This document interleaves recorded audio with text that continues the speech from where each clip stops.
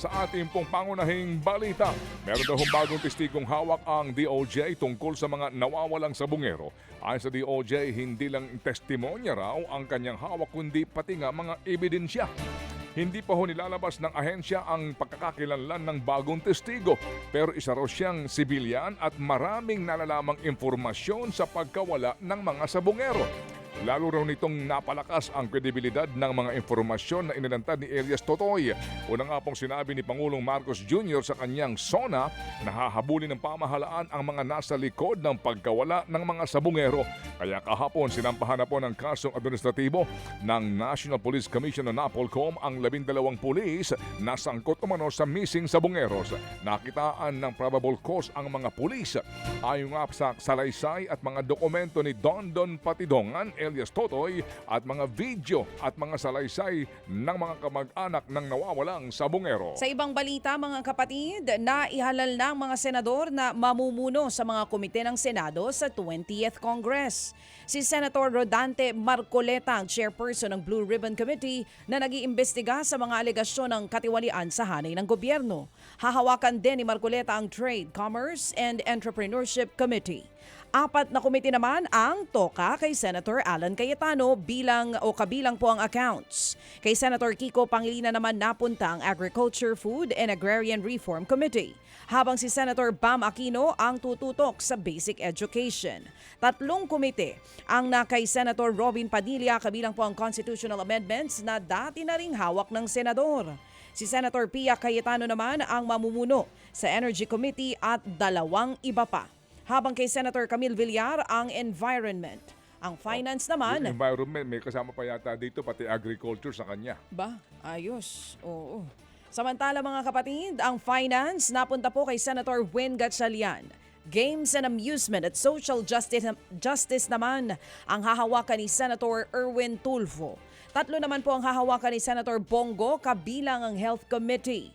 Habang sa Tourism, si Senator J.V. Ejercito. Migrant Workers at Public Services naman ang pamumunuan ni Senator Raffy Tulfo. Habang tig-iisang komite rin, sina Senator Jinggoy Estrada, Senator Ronald Bato de la Rosa at Senator Mark Villar. I stand corrected. Yung nga pong agriculture napunta kay Kiko Pangilinan, Pero yung nga pong environment ang siyang napunta dito kay Senador Camille Villar. Samantala po naman, naniniwala po ang isang eksperto na sinadya ni Pangulong Marcos Jr. na laktawan ang ilang pong usapin sa kanya pong ika-4 na State of the Nation Address o SONA. Ayon po kay University of the East Political Science Professor Eric Daniel de Torres, sinentro po ng Pangulo sa mga usaping pang-ekonomiya ang kanya pong SONA. Binigyan po ng prioridad ni Marcos Jr. na talakayin ang mga isyong malapit-lapit sa sikmura ng mga Pilipino.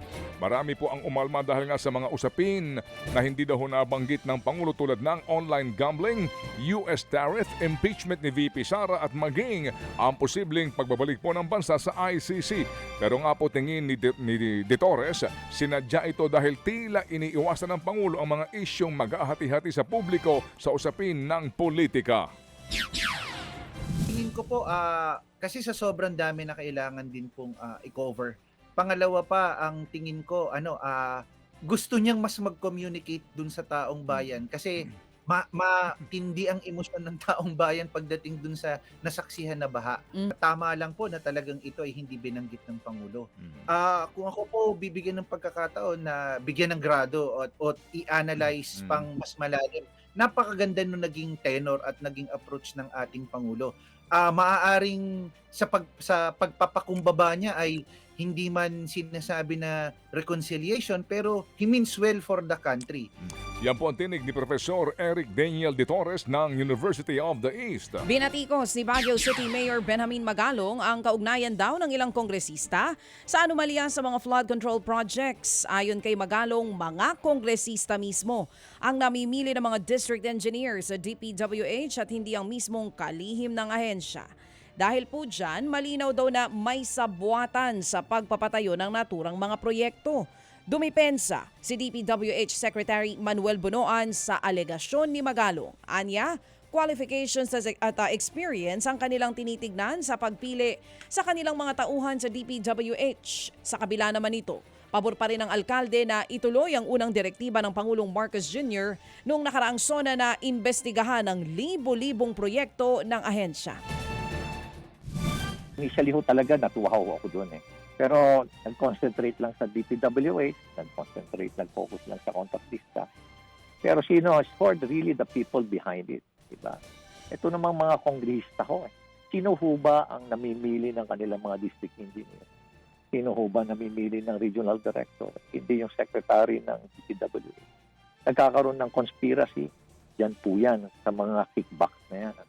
Sa mga hatian, sa mga porsyento, sa pagpili ng mga contractor, favored contractor, na karamihan din, politiko din. Papanoorin ko na lang po in the next few days kung talagang maipapasatupad ho ng ating Pangulo yung kanyang mga binanggit. Sa kabila po niyan, pabor pa nga rin po ang samantala yan nga po ang tinig ni Baguio City Mayor Benjamin Magalon. Sa ilang pang balita, naudlot po naman ang nakataknasa ng pagtalakay ng Senado sa impeachment trial ni Vice President Sara Duterte kahapon. Sa susunod na linggo po raw, pag-uusapan ng mga senador para nga mas may oras silang masinsin at maaral ang naging hatol ng kataas-taasang hukuman. Matatandaan pong dineklarang unconstitutional o labag sa ating saligang batas ang impeachment complaint laban sa bise. Ayon po kay Senate President Chis Escudero, sa August 6 nila pag-uusapan ang issue kung itutuloy ba o hindi ang impeachment.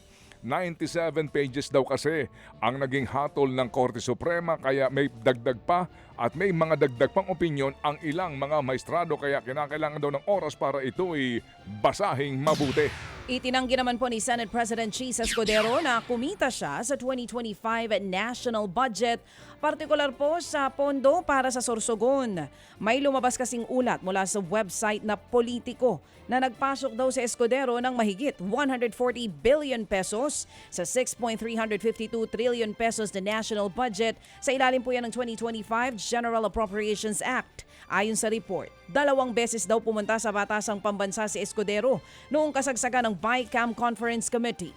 Ayon pa sa ulat ng Politiko, pinuntahan din ni Escudero si House Speaker Martin Romualdez para daw masigurong naisama sa budget ang insertion ng senador. Pero ang giit po ni Escudero, paninira lamang ito at malamang daw ay galing ito sa Kamara, bagay na itinanggi naman ng mababang kapulungan ng Kongreso. So, bawal na rin magpunta at gawin ang trabaho bilang BICAM member? Bawal bilang Senate President tingnan kung ayos yung staff na gumagawa ng BICAM? May insinuation agad na mali. Bakit kami? Ba't kami may kasalanan? Ang tanong naman po ay tinatanong kay Senate President Chis, bakit po sa amin po binabato ang tanong? Bakit pag may mga criticism sa kanya, tinataasan niya ng kilay ang House of Representatives? Siguro mas mainam na sagutin na lang po yung tanong sa amin. Taasan ng kilay. Oo.